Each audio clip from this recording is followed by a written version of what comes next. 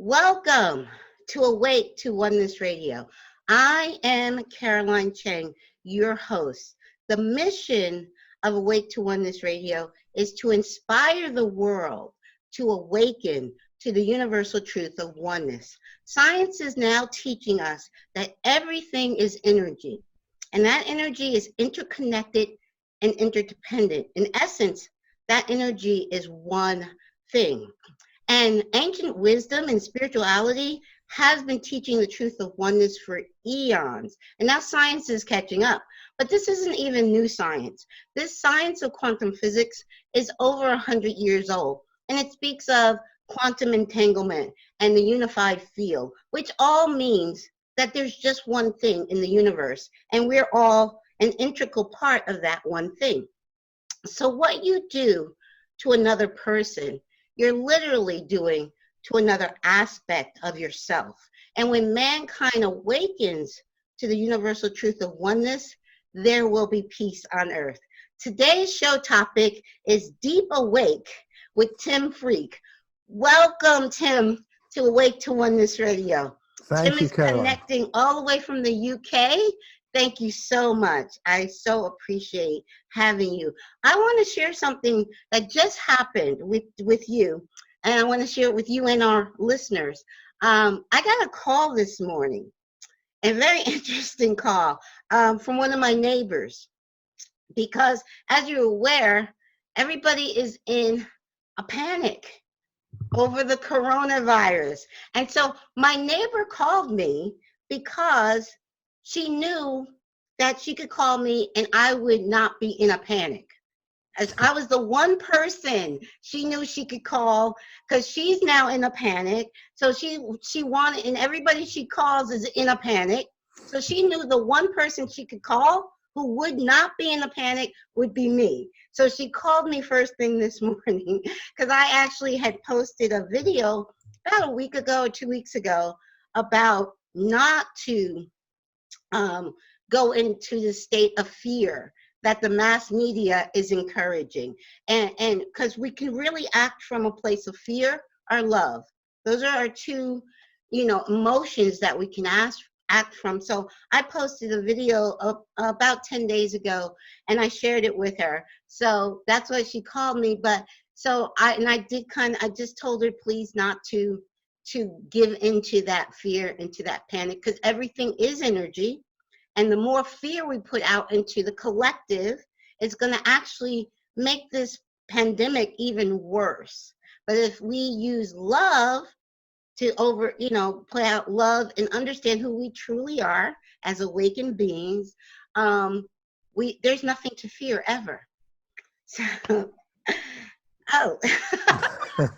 there you are. You're attentively listening. Thank you very much. I just wanted to share that with you because I was very surprised to get that call this morning, because she doesn't usually call me to talk to me about stuff like this. So there's a lot of panic. Yes. And my own hope is that that it can show us what really matters, and that it'll help us collectively take a step back. I mean, it's obviously going to be a difficult period ahead of us, I think, especially for the vulnerable.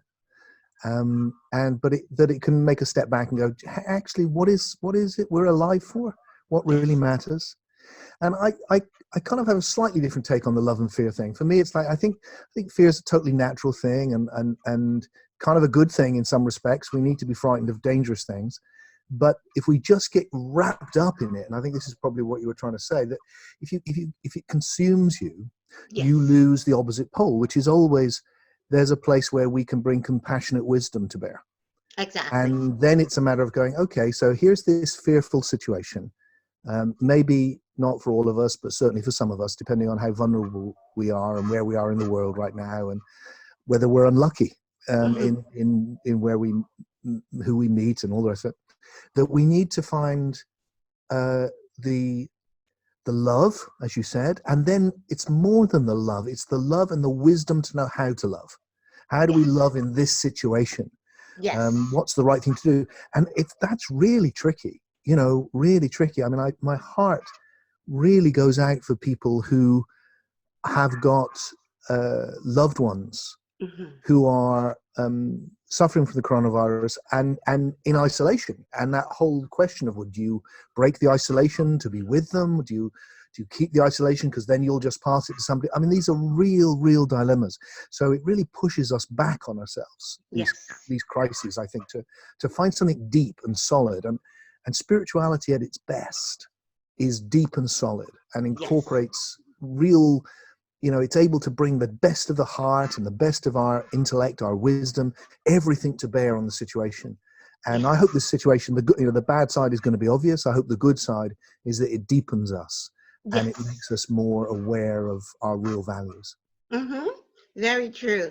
And I see we jumped right into the conversation, and which is fine because I really wanted to share that with you because to me, it was just such a wow.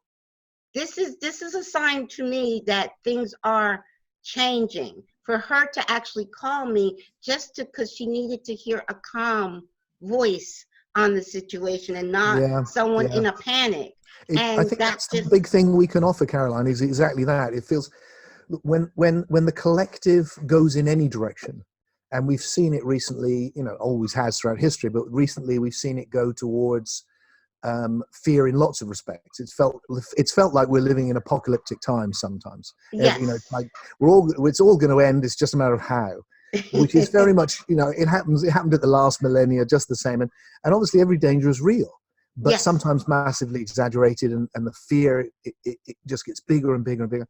And then somehow part of awakening, Yes. it is this is the great irony of awakening to oneness, that actually, in a way, we're awakening from oneness as well. There's an unconscious oneness in which Okay. we're all embedded unconsciously, and we wake up for it by individuating, by becoming more individual, Mm, actually.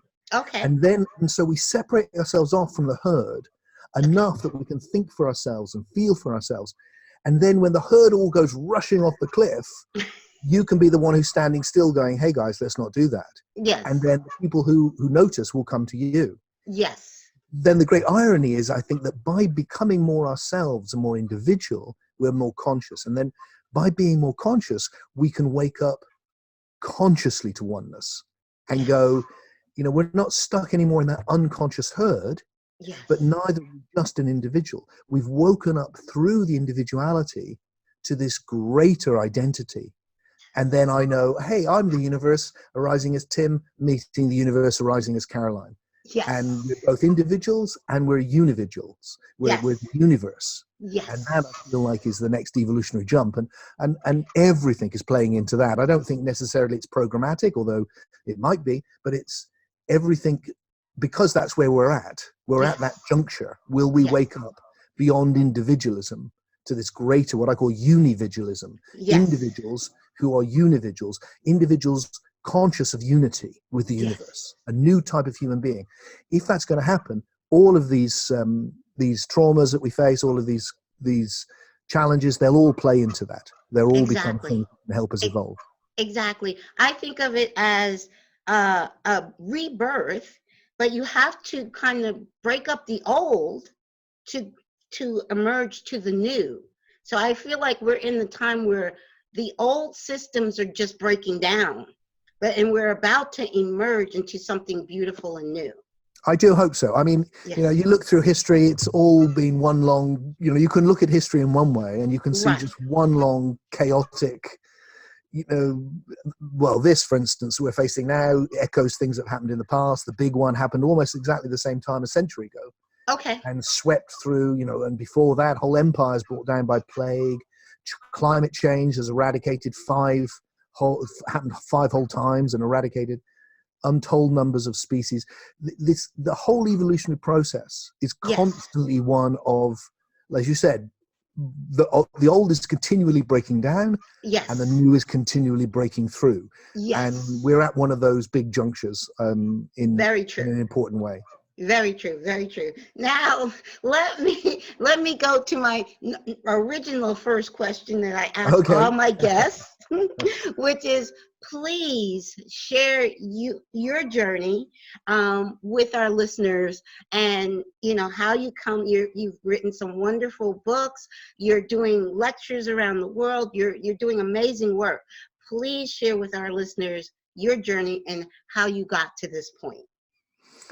Well, it's a long journey, so I'll give you a very précis version of it, and we can Okay. go into whatever attracts you. But the start seems important. It's like a seed.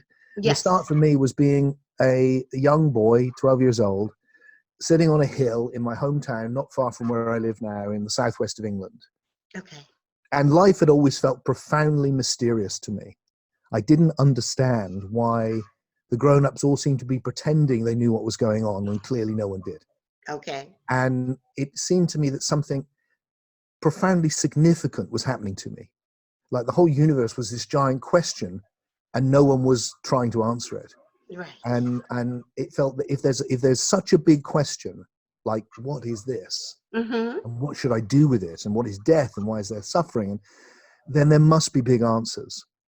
And what happened to me on that hill, which started this whole journey for me, was what I think of now as becoming deep awake for the first time. So traditionally, a spiritual awakening. And the things which marked it out, primarily, I think the quality that marked it out was this enormous love, like the whole universe was filled with love. And this feeling of coming home, which is often described, and of communion, of being one with everything. Yes. And the sensory aliveness of everything, like the colors turned up, and all things I now know are classic qualities of a deep awakening. Yes. At the time, I had no idea what had happened. Okay. But it did feel like it felt the way that I was able to understand it was with the concepts I had. So I'd grown up in the Church of England, and so this felt, oh, this is God, and I think that's true. I think it is God. Yes, so yes. It was a way of it's going, oh right, I've just experienced God. That's changed everything.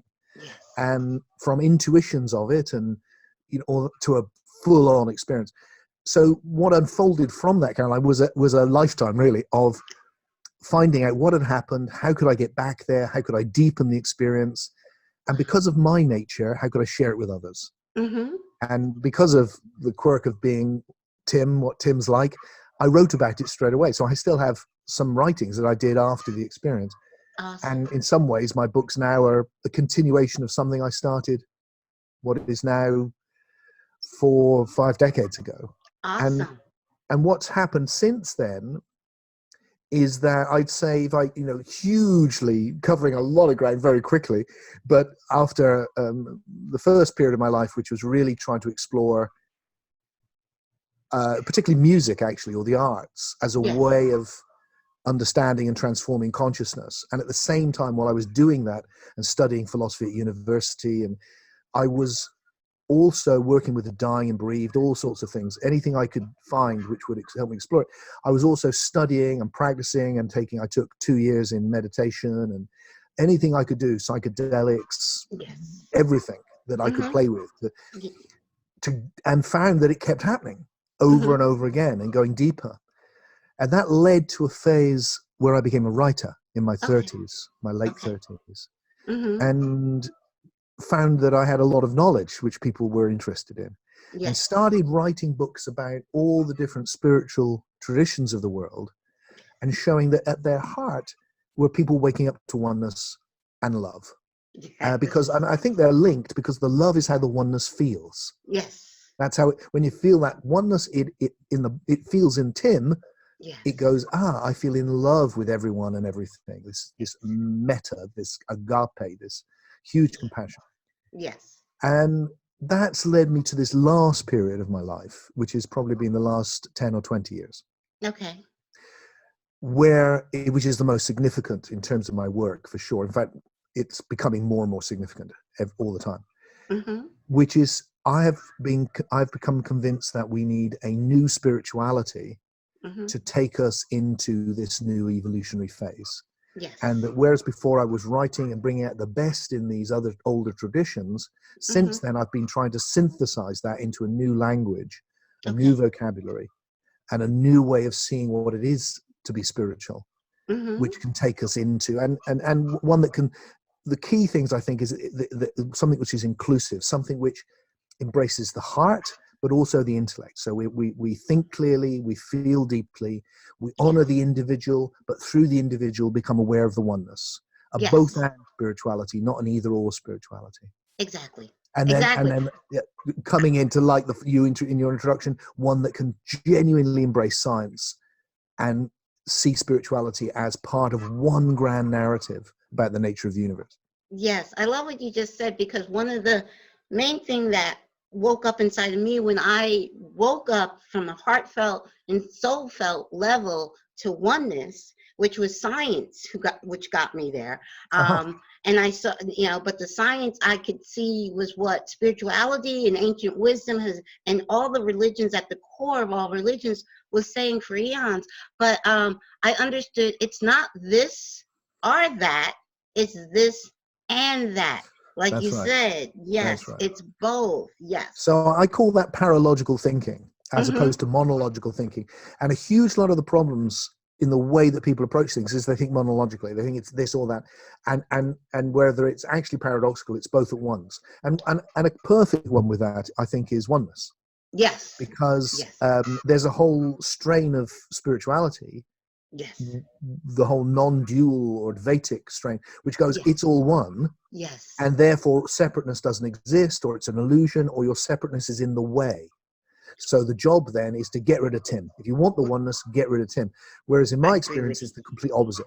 If you want the oneness, wake up through Tim, because the universe is waking up to its essential oneness through the individual. And that's what I call a unividual, the individual awake to oneness.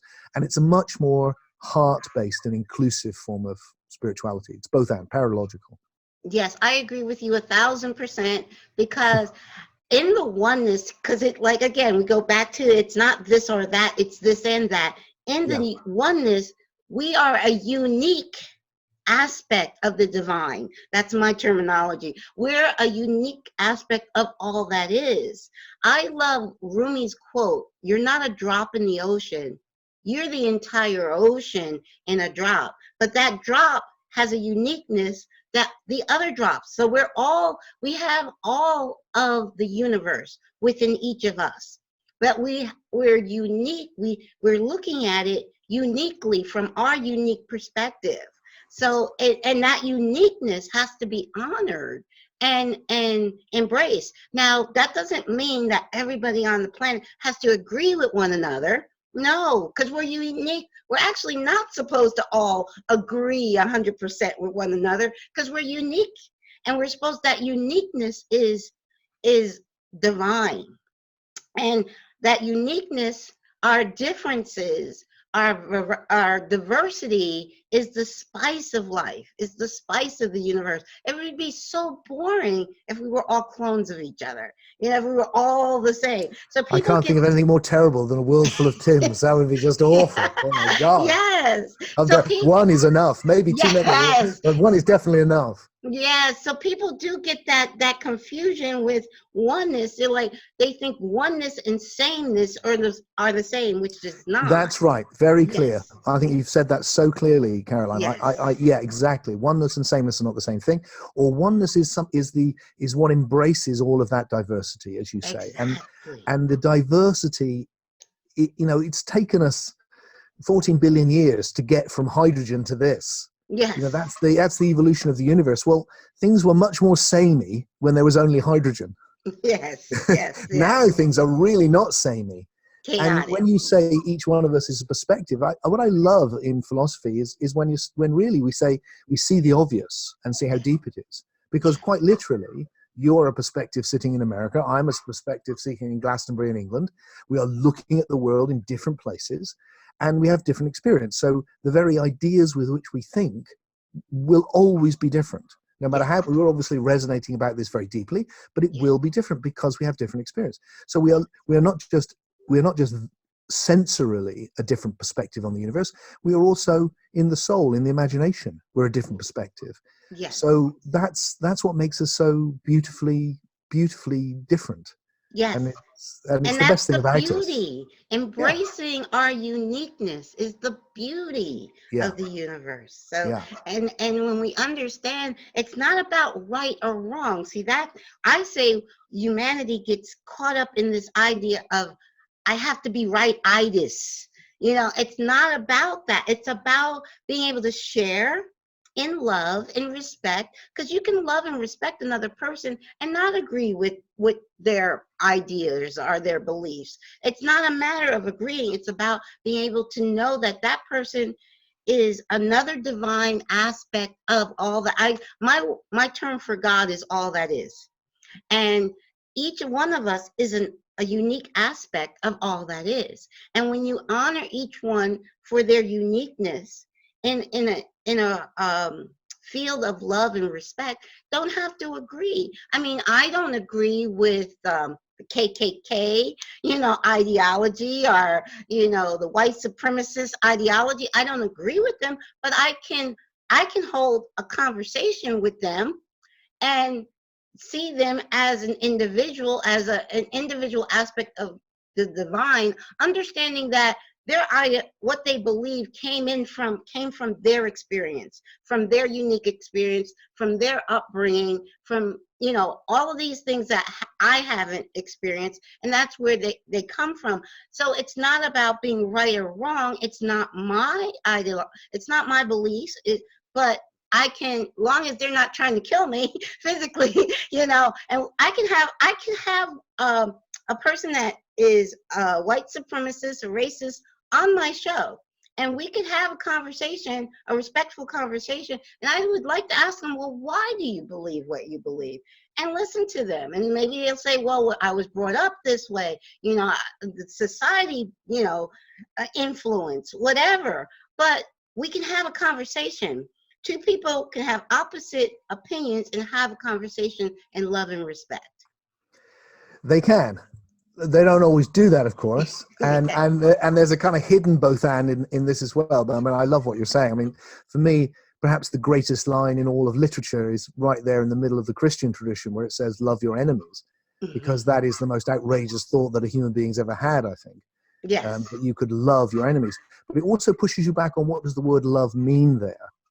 And I think that's a deep question, because if I think about the KKK, it's easy to go, you and I don't have to agree on everything. But when you're dealing with somebody who's doing something awful in the world, it feels like, okay, so it might be necessary to find a loving way of stopping that. Right. And there might have to be and then it's more difficult, because then it's not accommodating. If you're able to have a conversation on your show and go, hey, look, let's just understand each other, how fantastic. Sometimes, Right. of course, that's impossible, and at that point a new form of love and courage is needed. But the key thing in there is when you see, it's a bit like looking at some part of yourself and you going, Yes. well, there are parts, if you see some part of yourself that really is not functioning and needs to change, Right.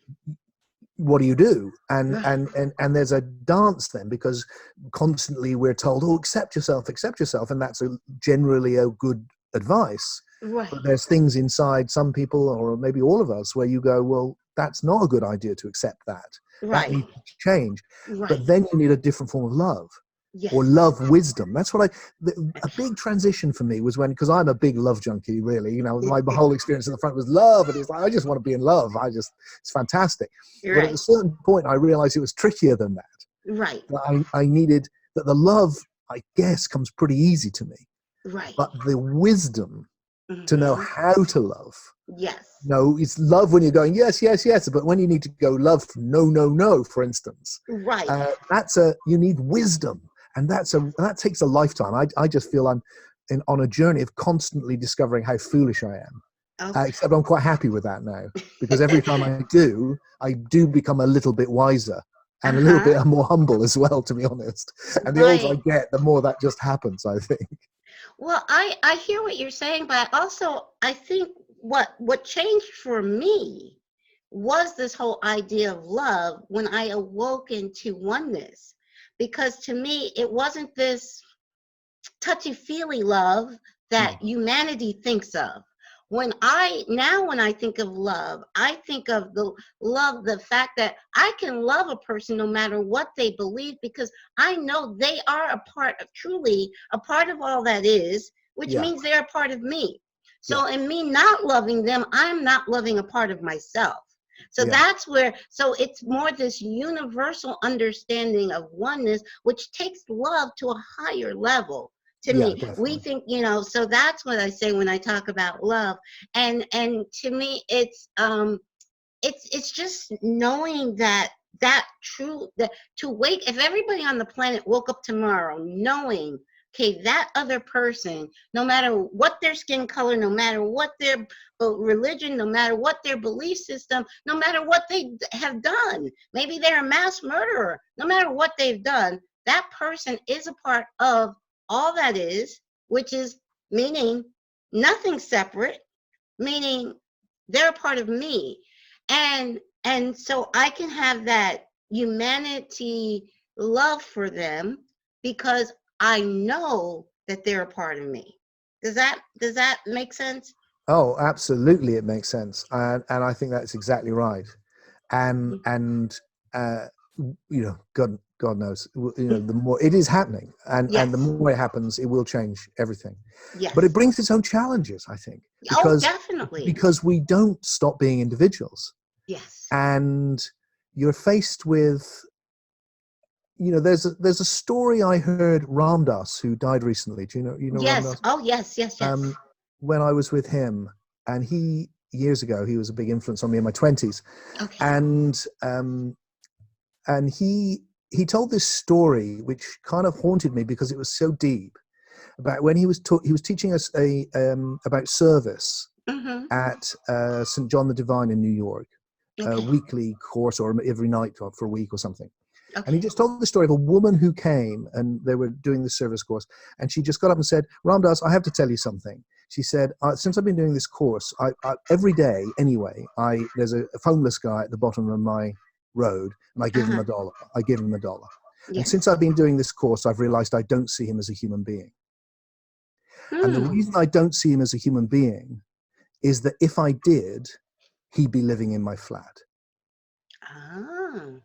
And I think it's a very deep story there, because what that points to is this incredible paradox we're stuck in, Mm-hmm. whereby as you wake up to love, as you wake up to oneness, as you wake up to compassion, you are still having to negotiate, where does this individual expression of the oneness begin and end?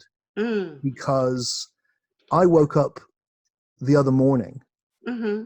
and there was I came in late one night, actually, just the other day, Right. and I could see a light on in my garden. Right. And I thought, oh, someone's left the light on in the shed. And I tried to open the shed, and I couldn't undo it. It was Right. very late, so I left it. But I Yes. went back the next day, and someone had been living in the shed. Mm. Okay. And I was immediately faced with, okay, this is somebody who has nowhere to be, and it was very Right. cold. But Right. also, I have a daughter, Yes. I have a wife, Yes. I don't know who they are. Yes. What do I do? Right.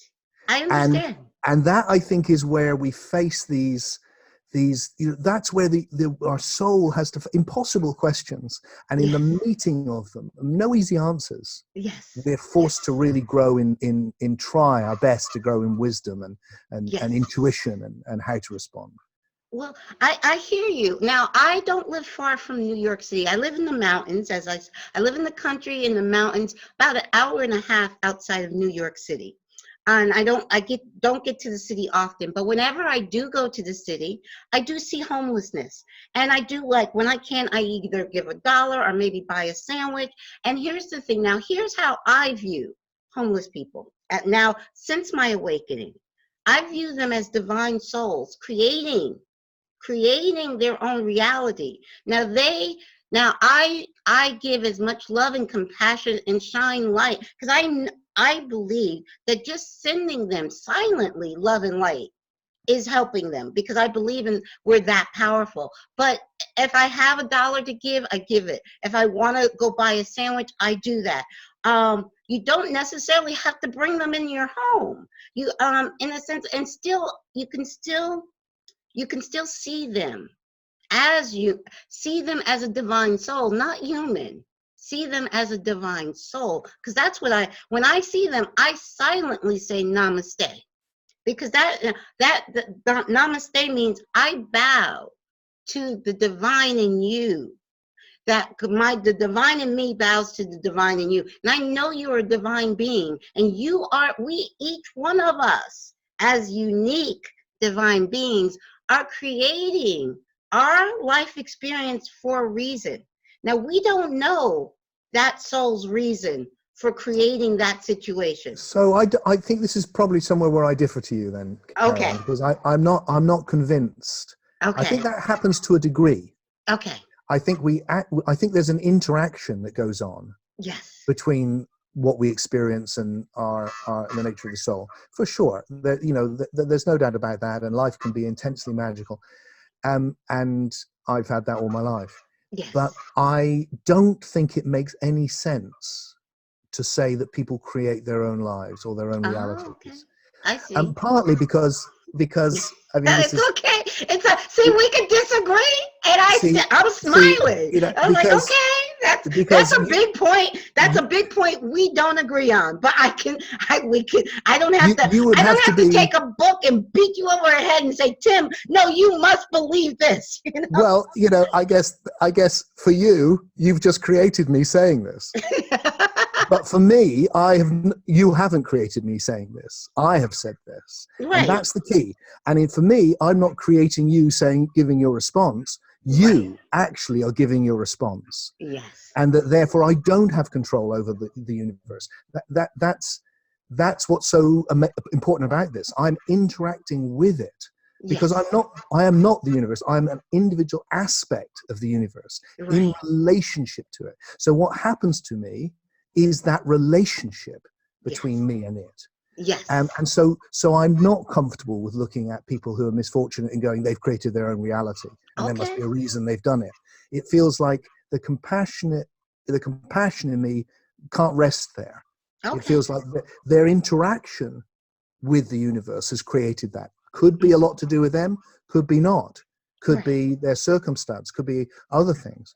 And that therefore I feel there's a danger of an easy solution of, everyone's created their own reality. No, because when I look at little babies with AIDS, it just feels like that they haven't created their own reality, have they? Yes, in my view. But no, I'm smiling you because think so? You think a little baby with AIDS has created their own reality? I do. I believe this because, for me, let me explain. Okay. I look at everything from the soul's perspective, not the human perspective. As far as our bodies, I believe we have a body, just like we have a car. Mm-hmm. To get around in this 3D reality, we need a physical body. And it's no more, to me, my physical body is no more than a vehicle to get around in. And when I'm done with this vehicle, I leave it, and I still exist. It feels more like a pet to me, something I'm taking care of. Oh yes, and it's important to take care of your body. It feels like it's a bit friendlier than a vehicle. It feels like this other living thing which I have a relationship with. Especially guys in the U.S., they take care of their car more than their wife and their children. So, but I believe that we live many lives. And I do believe, when I say karma is not a bad thing. Karma to me is just a balancing. And we, in spirit, we choose our karma. We choose what we want to come back here for. And I do believe even a baby born with AIDS. So tell me how that works, Caroline, because I'm always intrigued. Okay, I will. I do believe that. How does that? So you've got somebody. So there's no free will left then.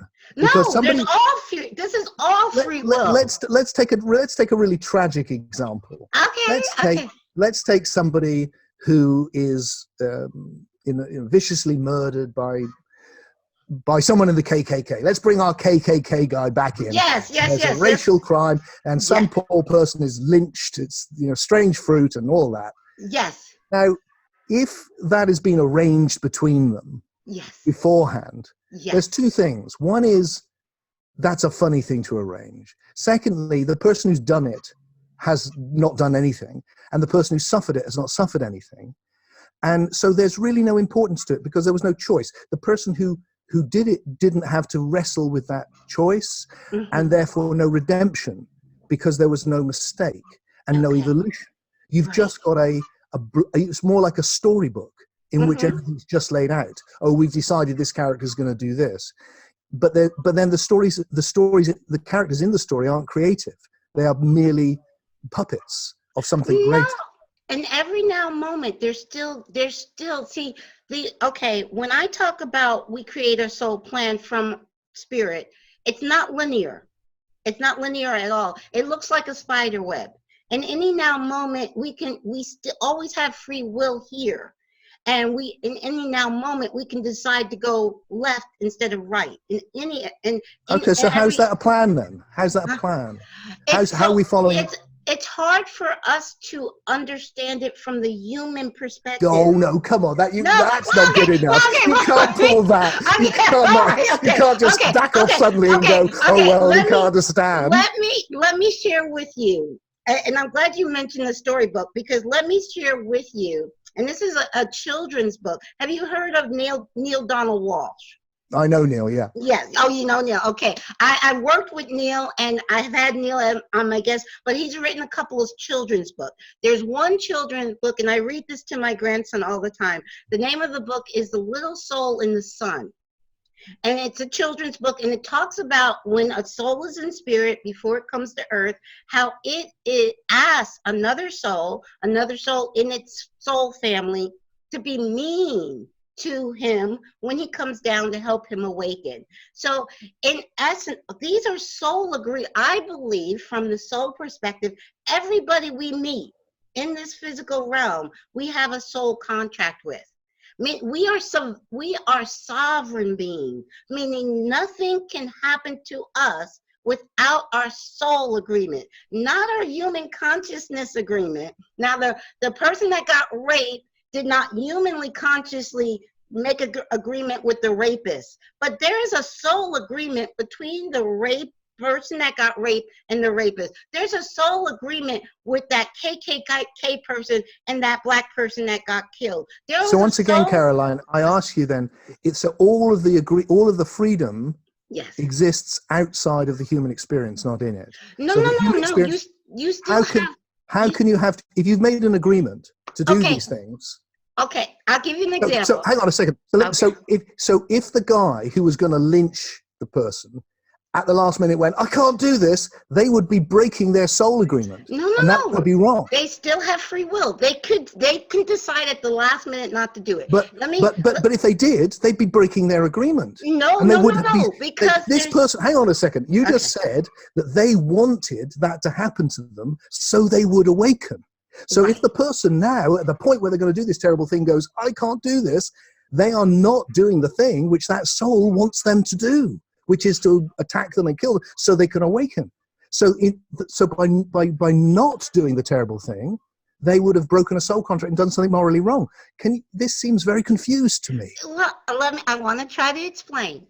Okay, I want to try to explain. We have free will. So a person could decide at the last minute, say they're going to kill somebody, and at the last minute they stop themselves. We always have that free will, because it's not just that one thing that could fulfill that soul agreement. There could be other things. Okay, here's a perfect example. Say that in a lifetime you killed somebody, and now you're back in spirit, and you redo your life review. And you're like, oh my goodness, I killed somebody. I have to go back and fix that. Now there's two ways. There's two ways you can fix that. You can fix that, balance that karma by saving somebody's life. Or you can have it fixed by somebody else killing you. So, so say in your, no, listen. That's a horrible idea. No. Horrible idea. I'm saying you have that free will choice. So doesn't that make you cringe, the idea that somehow you've done a terrible thing and the balance is you must have that terrible thing done to you? Yeah, but the other choice was, instead of having it done to you, you saved somebody's life. Well, why wouldn't you always choose that? Huh? Why Well, would it's anyone not choose why would free any soul go, will. yeah, And I'm going to choose getting something horrible done to me? Well, that's it's bad for the person. That's bad for the person who has it done, but it's also bad for the perpetrator. So you're just increasing the suffering in the universe. No, surely no wise soul would ever choose that. well, that I mean, my son is in spirit. Okay. Why would I choose that? And I know I choose that. My son, 29-year-old son, transitioned 5 years ago. I say Okay. transition, I don't believe in death. There is no No, death. I don't either. I have physical evidence he's still with me. Yeah, So, I get that. and I believe, I knew at the time of his transition that this was a soul agreement that he and I made for him to leave at an early age and for me to stay. I believe everything that happens in the universe is a soul agreement. There's a difference. Okay, let's come at this from the previous conversation. Okay. There's a difference. To me, what you're saying is half right. Is By what? which, Half right. Okay. by which I mean, I think it's what I was describing as a monological perspective. It's all by agreement, rather than a paralogical position, which is some of it is by agreement, Mm-hmm. some of it is just happening. And it's to do, and because everything is relationship, because it's the one in relationship with itself. Yes. So I'm not creating the whole thing. There may be soul plans. There's certainly a feeling that I have of, oh, that felt like it was destined to be. So Yes. a bit like, when you're traveling to America, Yes. I head off through New York, and Yes. that's the way it is. That's the plan. But Yes. how that will happen, who knows? Yes. And that kind of, so it's not as rigid as like there's a plan and we've all agreed and everything that happens. It's that everything.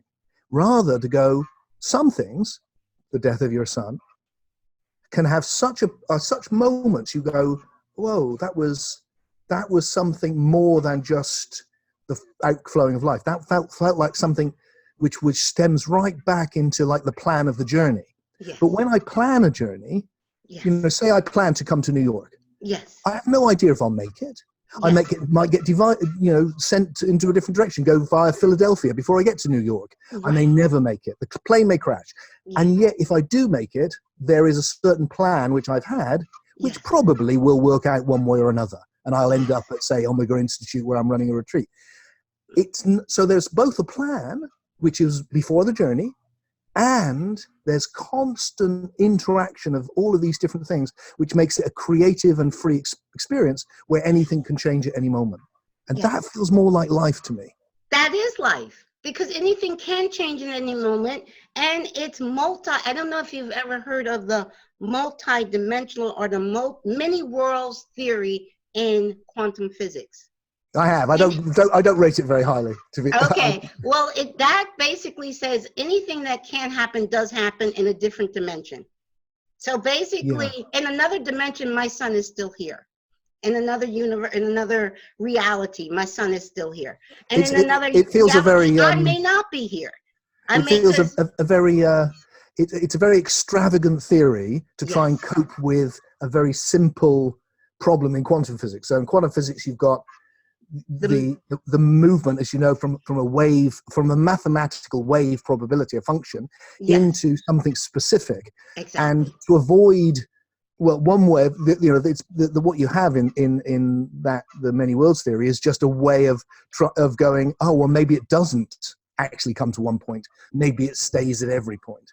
But it seems a very extravagant theory, and it's one that exists on the quantum level. He's not really saying, look, everything that it's not one about our human experience. It's about the quantum world, and I'm not sure how seriously we should take it myself. I get you. I hear you, but I do believe even your going back to your example that you gave earlier about a person about to murder somebody, and deciding not to. In the last moment, that is still that, because we do have free will in every now moment. That's the key, I think. And that's what, for me, so, the idea that when terrible things happen, we need meaning. Yes. And I think the universe is full of meaning. Yes. But I don't necessarily think that these ways of making meaning, it's all pre-decided. Well, here's the pre thing. Here's the problem with the pre thing. And Einstein said this: time is merely an illusion albeit I a don't think very that's true either. Huh? I don't think that is true either.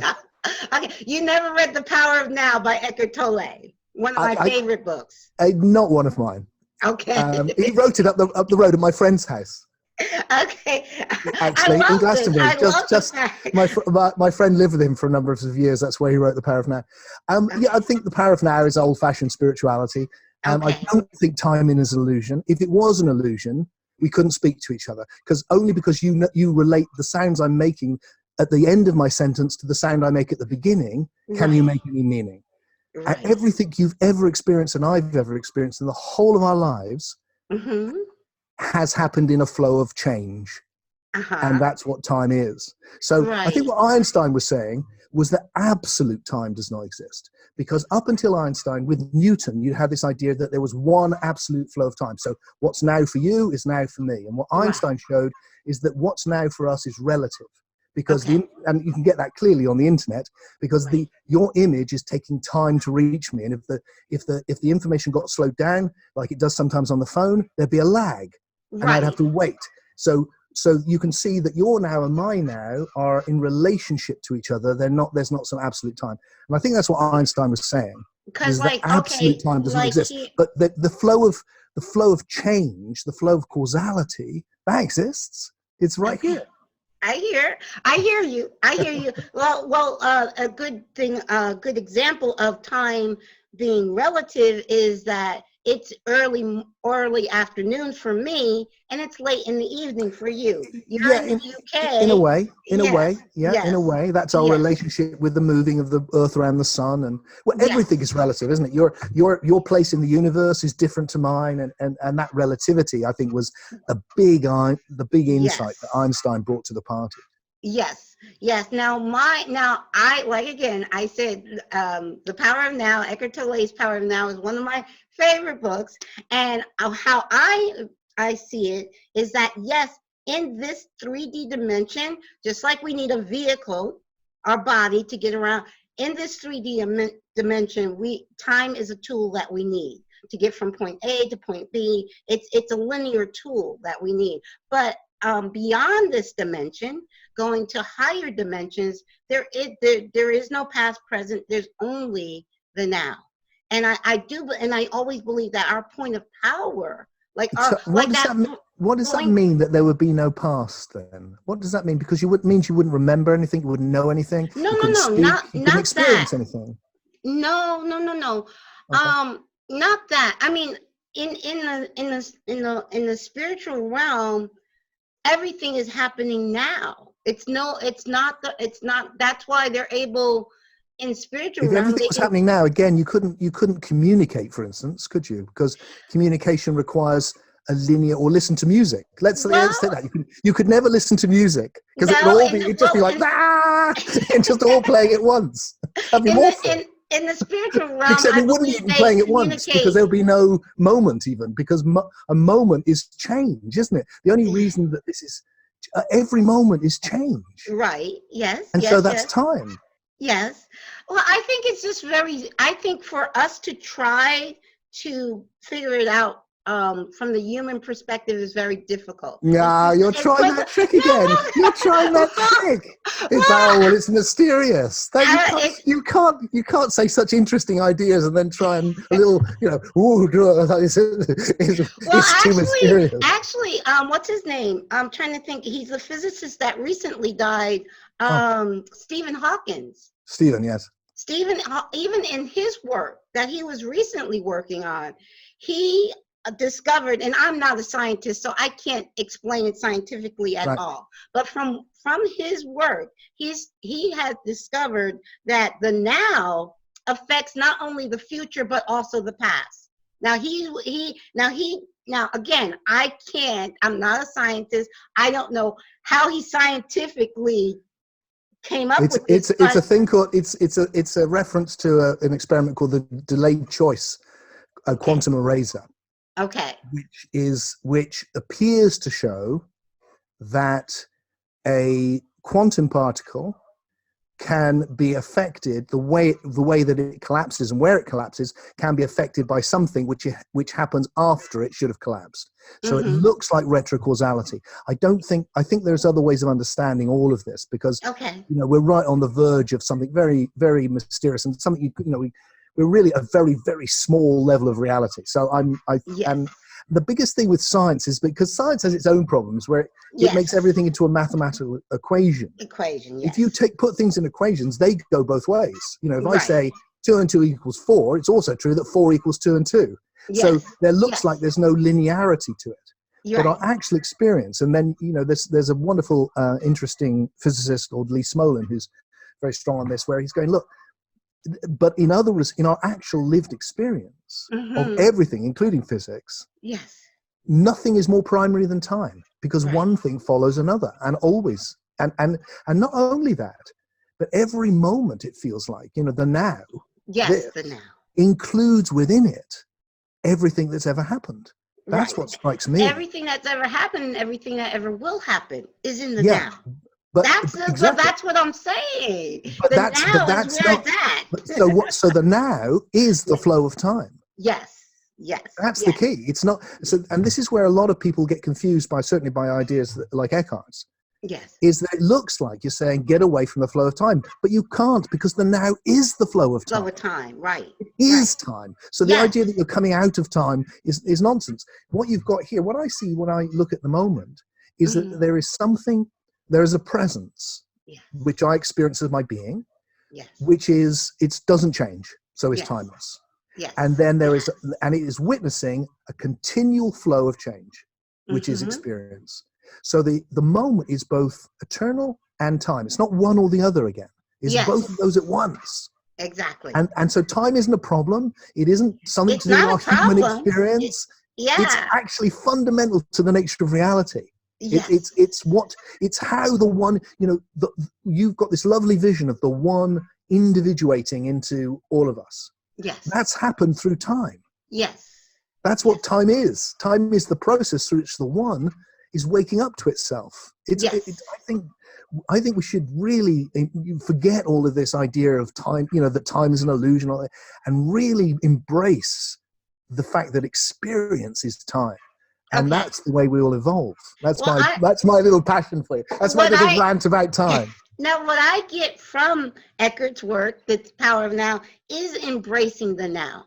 Because the now is what happened, the now is where your power lies. What you decide to do with this now moment is going to affect, it's going to affect the future. I believe it affects both.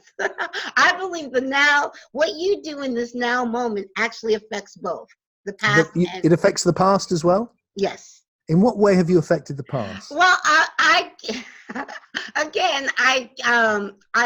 from what I read, that's kind of what you probably know it better scientifically, but Stephen Hawking's work. Well, forget quantum physics, because that's on a very, very low. Even if it is true that on the very, very lowest level, quantum particles can affect each other in such a way that they cause things. I don't think it is true, but even if it was true, how have you, as a human being, ever changed the past? You can see it in a new way, right? And it transforms in that way. But what's happened, hasn't it? Because this moment here, this one we're experiencing, every moment builds on the moment before. Doesn't it? Always. And it's new and creative, which means that the moment before built on the moment before that, and back and back and back and back and back forever. Right. Which means that everything that's happened is implicit now. And what's been formed has formed. And then there's this endless possibility of what could form. Right. So the moment's like the past and the possible, coexisting. Those two together, something fixed and something forever open. Right, but that's also if you're looking at it linear. I look at everything. Why is it linear? Because, like you just said, the past leads to the present goes to the future. That's linear. Okay, so I see it more like time as something which is accumulating. That there's just more of it. And more of it. Like the universe is expanding, time is expanding. Right. So there's just more and more and more of it. And that's our, it's linear always feels like a train track. Okay. It feels like, look, this is something which is, it's emergent. And Mm-hmm. each new thing emerges based in a creative way, based on what's emerged already. So that I believe in the many world theory where, okay, if you decided to go right at one moment, another aspect of you went left at the other moment. so again, you see, I feel like you've undermined free will and meaning. You've just destroyed No, meaning. that Because if you're doesn't going both undermine free ways, will. well, hang on, think it through, Caroline. Because if Okay. you've gone both ways, Yes. then your choice is meaningless. And if you've gone both ways, if I've both done the bad thing and the good thing, let's say that, Right. then my choice is meaningless because I've done both. The outcomes are meaningless because I'll get both. And there's no real growth because I'm growing in every direction. So there's just merely a mechanical outplaying of possibility. And that's very much the many worlds view, really, Yes. that it's all just kind of nothing. I mean, it's a very bleak view, really. It's a meaningless universe in which things just happen. Well, That I don't see it that way because I see that's the scientific version. That right. may not I be the see spiritual version. each choice as being a vibration. And so your vibration, if you decide to do what we call, see, we as human beings, we label everything good and bad. Okay. And I don't label anything. So you're deciding to go left is a decision that you made in the free will. You're deciding to go right. You're going to have different outcomes from How do you those learn anything, choices. Caroline? How do you Huh? learn anything? How do you learn anything? How do Do you feel as you've grown that you've gained some wisdom or you've learned Sure. things? Isn't that Yes. by judging things as good and bad? Isn't that by judging that was a mistake, that was the right thing? I wouldn't do that again. I'd do that differently. I've learned something from that. I'll Oh, now be no. different. I actually, everything I've gone through, I look at it as a, even whatever the outcome was at the time, I look at it as a learning experience, Yeah, as but isn't everything got me to this point where I am. but the learning was the discriminating, wasn't it? Had to be, didn't it? To learn is to go, ooh, I didn't do that well. I could do that better, or that wasn't a wise thing to do, or I wasn't loving then, or what enables the soul to evolve is Hmm. making those judgments. If we don't make those judgments, we would never evolve. Well, here's how I look at it. Everyone is doing the actions that they are doing at their highest level of awareness. So the younger me was operating from my highest level of awareness. As I got Okay. older, I get my Yep. Yep. level of awareness Yep. grew, so I Yep. made better choices. Yep. So as a youngster, anything I did that I wouldn't do now, looking back on it, it's like, okay, I'm at a higher level of awareness now. So Sure. looking back, I was like, okay, I wouldn't make that same step. But looking at my younger self, I'm like, well, I was operating at my highest level of awareness at that time. So I can that's how really I get look that. at everybody's action. Everybody, even the mass murderer, he's Yep. operating at his highest level of awareness. In his mind, what he's doing is going to be beneficial to him. I really get what you're saying. I really get. It's very Okay. deep what you're saying. They're very deep.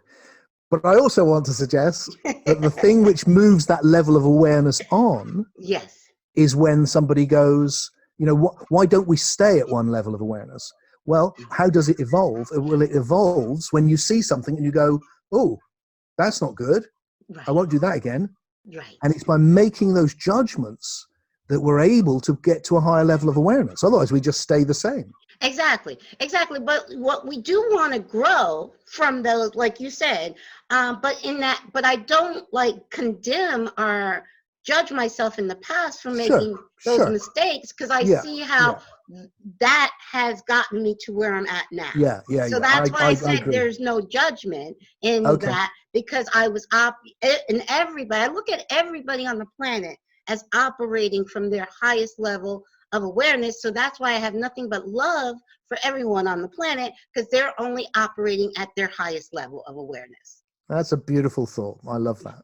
Okay. I And love I that. love, you know what? I love this. I love this interaction, because there's things we don't agree on, but we can, just like I was saying, I can have, we can have two people that don't have the you did same ask for it. ideology and still have a loving and respect. That's the key to world peace. Yeah, and I think it is. And I think it's even more, I think it's particularly important. And it's been lovely for me also to be able to have this discussion in a friendly way. And it's really what marks out my friends. Yes. Because that's what I do with my friends. People that I have to be polite with, I don't do that. I just shut up. But my friends, I hear you. Yes. But my friends, I go, are you sure? And what I love about that, and I'm lucky enough to have a lot of good friends that I can do that with. Yes. Is that through the interchange, I'm changed and maybe they're changed. Exactly. And that feels key, and especially in spirituality, because there's an awful lot of conflating of being spiritual or being loving with being nice, yes. or just going along with things. Yes. Whereas it feels like, no, it's much more interesting than that. Oh, and yes. to be able to do what we've just done, I think is a lovely, great start. Wonderful. It's wonderful. And I'm the same way. It's what we need to do. I'm the same way. I try to listen intently to where a person is coming from and trying to observe their level of awareness with my interaction with them, because I never argue. I smile whenever someone presents their idea that is different from mine. I smile. It makes me smile, like, oh, okay, interesting. But I also know I know I could have this conversation with you, and maybe I can't have it with other people. Sure. But I just gauge it by that person I'm interacting with in that moment. But I think it's a beautiful thing when we are awake and we understand that, yes, this is what we came here to do. We came here to have this dance, to have this experience. This is why we are here. This is great. This is awesome. I love it. I love it. Yeah. Yes. So now I want you to share, because I said the title of this show is Deep Awake. Yeah. And I got that from one of your recent books. Yeah. So now share with our listeners what you mean by deep awake. Because I'll be honest, I haven't read the book, but I feel like I'm deeply awake. Yeah. So the deep awake is very much what I think you're describing as when you talked about waking up to oneness. Okay. So part of what I've done in trying to develop what is, a heart-based but clear thinking form of spirituality was to try and develop a language which didn't leave people in the areas I was moving in. There's an awful lot of Indian terminology and all of that, which I think gets confused. Yes. And even common words like enlightenment, which is an English word, but doesn't have the English meaning of our enlightenment. It's now generally interpreted through an Eastern lens. And my feeling was these are confusing. And so I wanted a simple descriptive word from what I experienced. And I thought, well, what I experienced is being more awake in a deep way. Yes. So I'm aware of the depth. So this is awake, and then there's deep awake. Okay. And what happened to me when I was 12 for the first time was I was awake, and then I was deep awake. Yes. And what I do with people around the world at my events, my deep awakenings, and what I write about in my books, and what I do online with my little community of people who are exploring life in a deep way, is to explore how we can become deep awake together and experience it. And I would describe, for me, it's the most exhilarating. One of the names I give it in my book, Deep Awake, is to just call it the wow, because I started noticing that when I took people to it in my retreats, I would get these lovely emails. I still do. In which people would and somewhere in there would be the word wow, nearly always in capital letters with 3 or 4 exclamation marks. So I thought, this is how people are describing it, because it's wow. Yes. And the one of the things is oneness or communion. The other thing is this enormous love that you're talking about, this universal love. Yes. And also something else that you find in all the traditions, which is often called the gnosis, or the knowing.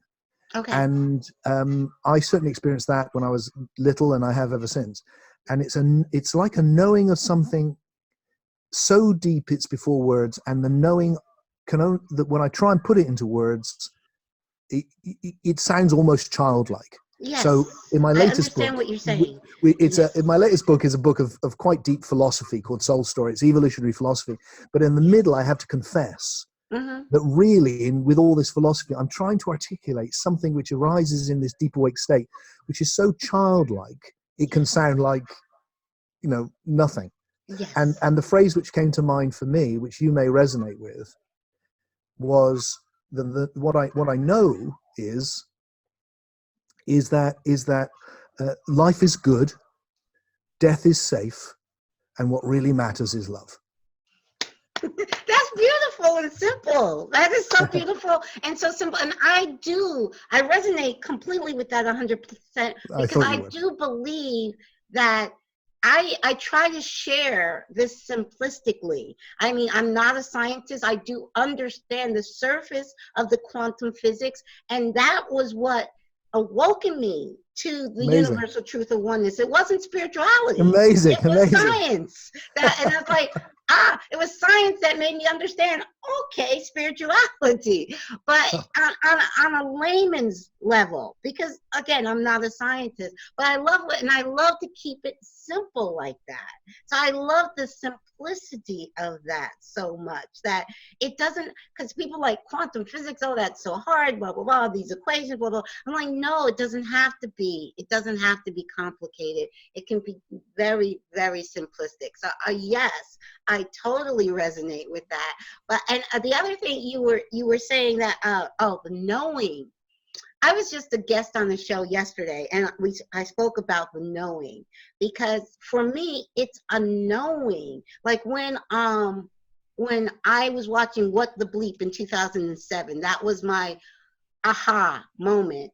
When I understand, when Lynn McTaggart, who also lives in the UK now, she's American, I know Lynn, but yeah. Lynn McTaggart said, the biggest problem in the world today is the illusion of separateness. And when she said that, something woke up inside of me. It wasn't an intellectual awakening. It was a heart and soul awakening. Yes, everything is one. We're all connected. And everything made sense to me from that one statement. And so when I say, for me, it's a knowing, I can't put that knowing into words. It's a knowing that's from my heart center, that yes, this resonates as truth. And sometimes I can't find the words for that, but it just resonates as the truth. And so I say, for me, knowing is like belief on steroids. It's just, yes. It's just very, very, centered and grounded, but that knowing, yes. And it can be, and it doesn't have to be complicated at all. Now, quantum physics can get quite complicated, and even spiritual ideologies can get quite complicated, but it doesn't have to be. It's that simple. For me, understanding the universal truth of oneness gives me this feeling of unconditional love, unconditional non-judgment, because I understand that person, like I said, is whoever they're operating from their highest level of awareness, and in their mind, what they're doing is going to be best for them and maybe best for others, but they're definitely thinking of doing something that they feel from their highest level of awareness is best for them.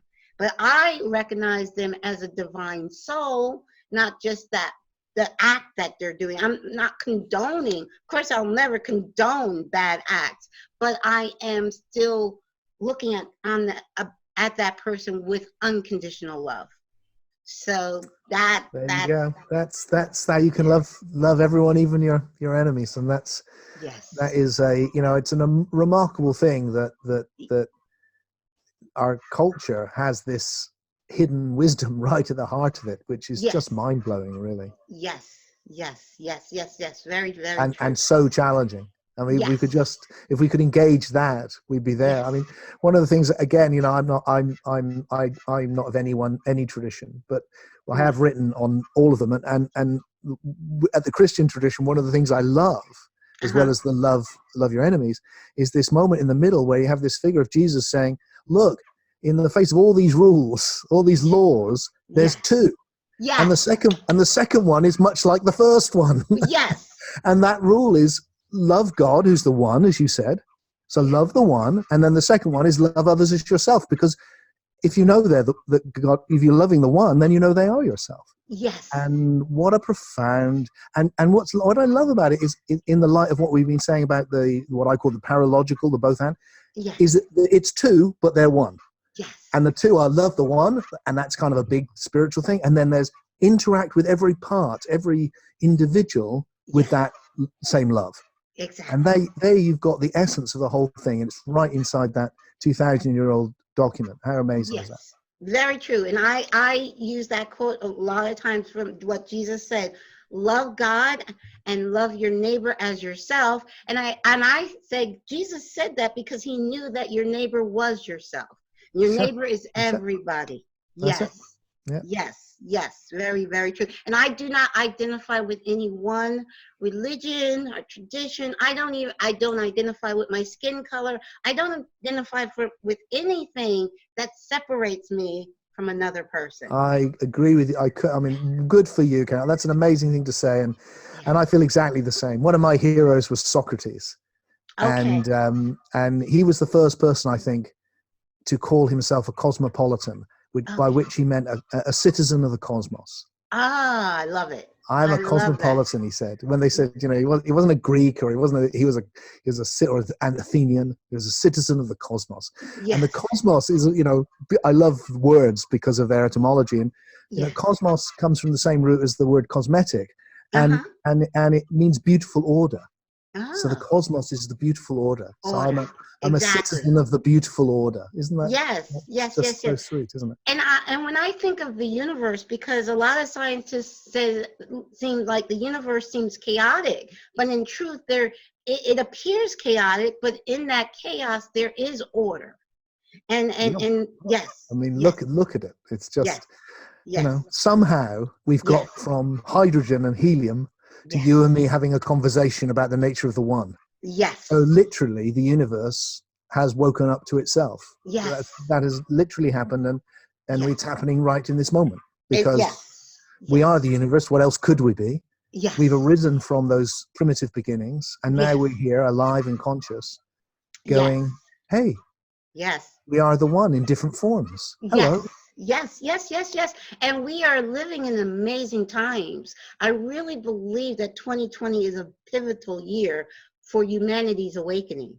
I hope so. Yes. I hope so. I certainly see that, to use the language I've been developing, is that I think we're evolving from individuals to unividuals. Yes. And this period of individualism, which we've been through, is very precious. But now's the time to move on, because through the individual, we now can become universal. We can become individuals. Yes. Well, and what I do. Sorry, go on, Becca. I'm recently started now. I've been doing my show now for 5 years. I actually launched my show 6 months after my son's transition, and he's the co-host. So he's right here with us. He's told me that.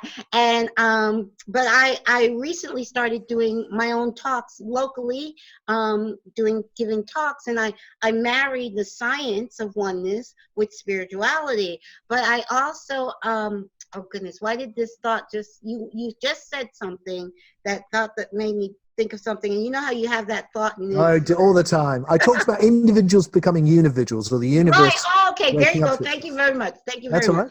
Yeah. Thank you for that. That brought it back. So in my talk, I talk about the separation consciousness, the collective consciousness of separation, which we get war, we have poverty, we have all these things that we don't want as a society, as humanity, from separation consciousness, that we're moving into unity consciousness. The unity consciousness, which would be unconditional love. There'll be no more war, no more poverty. I see unity consciousness solving all of our problems that we are having now on the planet. Just doing away with, there would be no, because it would be more like when you use the example of the homeless person. When we're in unity consciousness, there's not going to be homelessness. There won't be homelessness. Everybody, because there's abundance. We're living on an abundant planet. First of all, we'll take better care of Mother Earth, which is a living being. We won't destroy the earth. Everybody will have a comfortable home. It'll be paradise on earth. when we get to unity consciousness. And I do believe we are heading in that direction. Me too. Yes. Me too. Yes. I don't know how quick it'll be. You know, some days with the people I meet, it looks like it's going to happen any day. When I look at the news, it looks a long way off. Yeah. And well, see, that's the thing. I don't look at the news. I know what's going on in the world, but I was directed in 2001, 2 weeks after 9/11. I got, and again, it was an internal feeling, heart feeling. Turn off that news and never turn it back on again. And I have not watched mainstream news since September 2001. I know what's going on in the world, but I don't need to watch the news to know what's going on in the world. So yes. Yeah, I've had whole phases in my life where I've done the same thing. It's not a bad idea. Yes. That's for sure, because it can be very distressing. Yes. And I believe, I believe very much in energy, where we hold our focus. And as a collective, we raise our vibration. I think it's time. And I think that's why my neighbor called me this morning, because she was feeling very distressed and she wanted to talk to someone that would help raise her vibration. And I think I think that's very important for us to keep our vibration high and be the eye of the storm. So the chaos is pandemic is happening in the world, but be the eye of the storm, not to feed into that fear and pandemic energy. I love that. Yeah, beautiful, beautiful, beautiful image. Yes. That's a wonderful, wonderful aspiration. I think that's very beautiful. I love that. Yes. Now, Tim, please share with our listeners how they can find you. I know that you do a lot of events around the world. I'm hoping to eventually get to the UK, or when you're in the States, maybe I'll go see you while you're here. But please share with our listeners everything about you. I do come to the States. I haven't got any plans to be there at the moment, which is just as well, because all my plans are being cancelled at the moment because of this virus. So most of my events are currently on hold. But I am talking about coming back to the States either later in this year or next year. I do come regularly. Okay. And I do events in the UK in some amazing venues. Yes. But there's also, the last year, I've set up something called the International Community of Unividuals. I saw that on your website. And it shortens to the ICU, which I really like. Yes. And because it's a small community of amazing people, we get together every Sunday on the evening in the UK, so it's during the day in the US. Okay. And it's literally all over the world. I mean, Japan, Australia, South America, Africa, Europe, England, of course, and everywhere, all over the States. And we get together to share ways that we can wake up to oneness together. And understand our individuality, and then to understand the philosophical side as well. So it's both wisdom and awakening, and also community. Because one of the things we think people really lack often is community. So it's a way of connecting with kindred spirits, even though you're not in the same country. And that I've loved. That I've loved. I just say, because it's a lovely thing to put in people's minds, is the thing I've been experimenting with on the practical side, of how do you wake up? How can you want to wake up to oneness? How do you do? I found that the most powerful way at my events, and I do this online too, is just to connect people profoundly together. So for 20 years, I've been doing various forms of connection. One simple one is gazing. And what I find, and again, it works online as well, is that once you, like we are here now, when you meet and you allow time to meditate with and on each other, and then you sort of recognize, like now I'm looking at your face, and there's your beautiful face, that's your particularity, and there's your eyes, and that's your body. And then, but hang on, what I'm connecting with, I can't see. What I'm connecting with this whole time is the thing, is the soul. I'm connecting with another soul like me on a journey, another individuated part of the universe. And then if that isn't enough, if I look really deeply, hang on, the universe is looking back at me. I am the universe connecting to itself. Exactly. And this is what I do with people. I allow people the time to recognize that with person, and often many people. Like, oh, there's the universe looking back to me as Caroline, but here's the universe looking back to me as someone else and someone else. And what happens with that, I think, is you enter this deep communion and oneness, Yes. and then that's the wow. Then there's Yes. this enormous love. So Wow. if anyone ever wants to come to my events, I Oh, can promise them that they will wow. have a chance for such a profound, intimate connection with others. And Yes. the love is so thick you can just sort of squeeze it in your hands. Yes. Yes.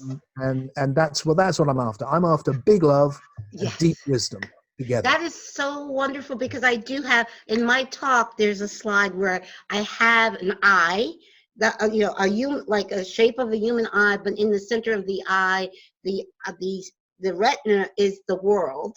And I say on that slide, I say, when you're able to look into another person's eyes and see yourself looking back at you, that's when you truly can embrace and understand this oneness, because the words sometimes get in the way, but because it's more of the experience that you had when you were 12. It's that experience of oneness. And my experience when Lynn McTaggart said the biggest problem in the world is the illusion of separation. It wasn't an intellectual awakening.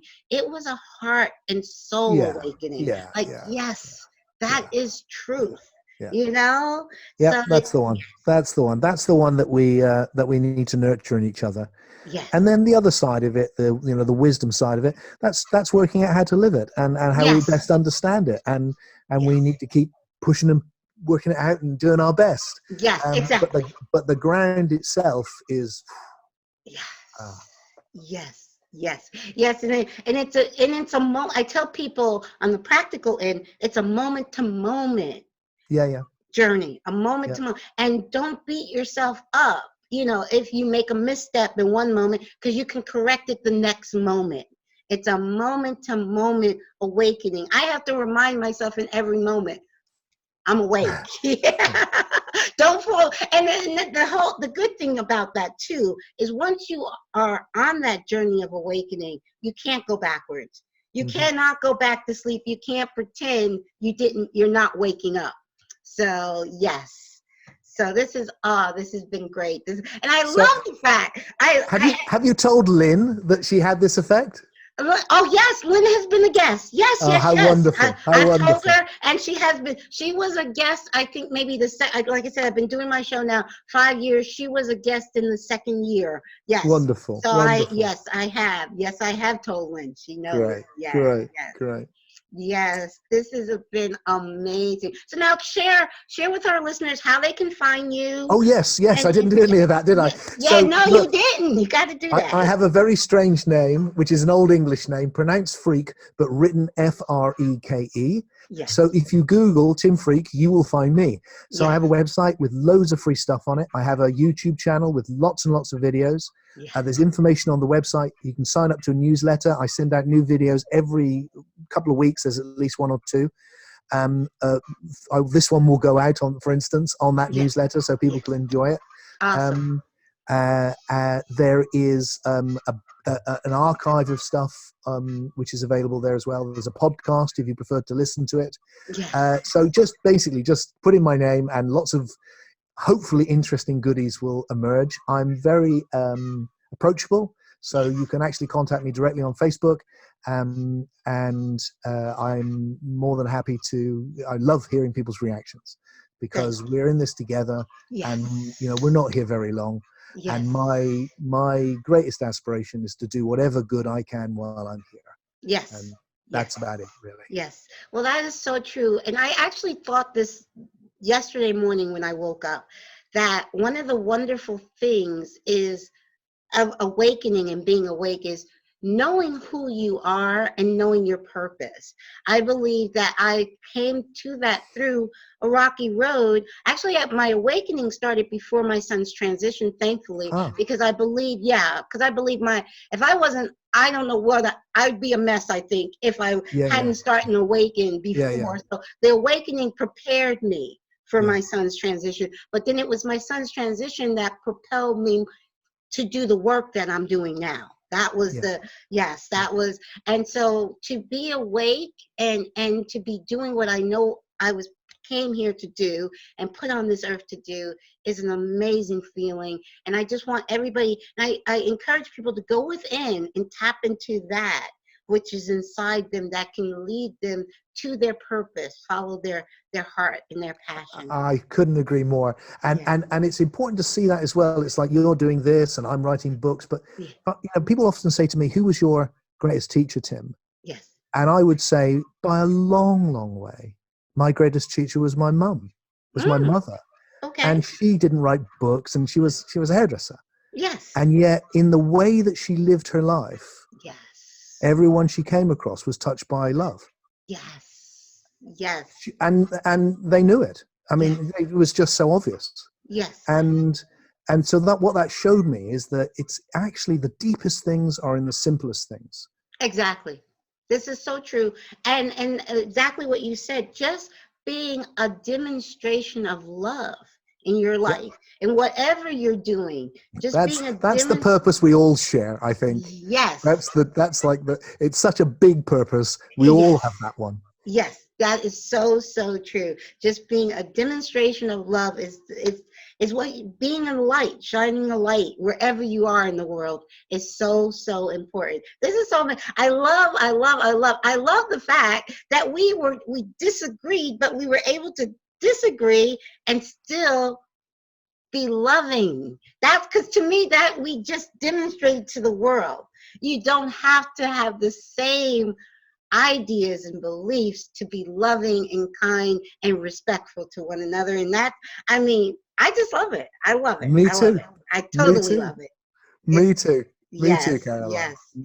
yes, so much. This has been wonderful. Now, this show will air next Friday. We're recording it Friday morning, my time, Friday evening, your time, and it will air next Friday at 7 p.m. Eastern, my time. So that's a little later for you. But you can share the link. The wonderful thing about internet radio is once it airs, people can listen to it anytime, any place in the world. Wonderful. Yes. Thank you so much, Tim. This My has pleasure. been wonderful. We have to keep in touch. Let me know when you're coming to the States, and I'll let you know if I'm ever coming to the UK. Which Please I would love do. to do. Please do. And look out on my newsletters because you'll see all the information there, and reach out and remind me. Yes, I will. All right. Thank you so much. Have a wonderful evening there. Thank you. Have a great day. Okay, thank you. Bye-bye. Bye-bye. Hi, I hope you enjoyed that discussion with Tim Freke. I actually truly enjoyed it because we did not agree on everything. And I love demonstrating to everyone that watches and listens to my show that it's not about agreeing with everyone. Oneness is not about agreement. Oneness is about respect and unconditional love for the other person, regardless if your ideas don't agree. Now, the main thing Tim and I didn't agree with was I truly believe we are all divine souls creating our own life experiences, and we can't judge or tell why a soul is creating that experience. Take, for instance, we talked about homelessness. From the human perspective, no one would choose that experience. But from the soul perspective, I actually can see many reasons why a divine soul would choose to experience homelessness or severe poverty. Just for example, if a soul experienced a lifetime of overwhelming wealth, was born in a very rich family, and throughout his whole lifetime, that soul, during that lifetime, he had no compassion for poor people, no compassion for homelessness. And when he left that life, went back to spirit, reviewed that life, and saw how so many times he had the opportunity to have compassion for homeless, and he never chose to have that compassion. So he chooses as a divine soul to come back into this life experience to experience homelessness because he lived a lifetime without compassion for the homeless. So I personally do believe that every life experience that have, we have created and we have chosen from a higher perspective, not the human perspective, which was interesting because there's a couple of times Tim would ask me a question and I couldn't find the words to really describe what I knew, what I know from a spiritual perspective, because words are very limiting and sometimes our words cannot um, describe um, the spiritual aspects of what we're trying to relay. And I definitely am planning to continue my conversation with Tim via email because I thought it was a great conversation. So I hope you guys enjoyed it as much as I did. I also like to share some announcements with you. I am now offering a free mentoring session for anyone interested. Anyone interested in signing up for a free mentoring session with me, all they need to do is go to my website, awake2onenessradio.org. And when you if you type that out, remember there's a number 2 and not the word 2. So awake, number 2, onenessradio.org. I'm also going to be hosting monthly Zoom meetings. These will be group discussions that we will have once a month. This month it will be Thursday, March 26th at 8 p.m.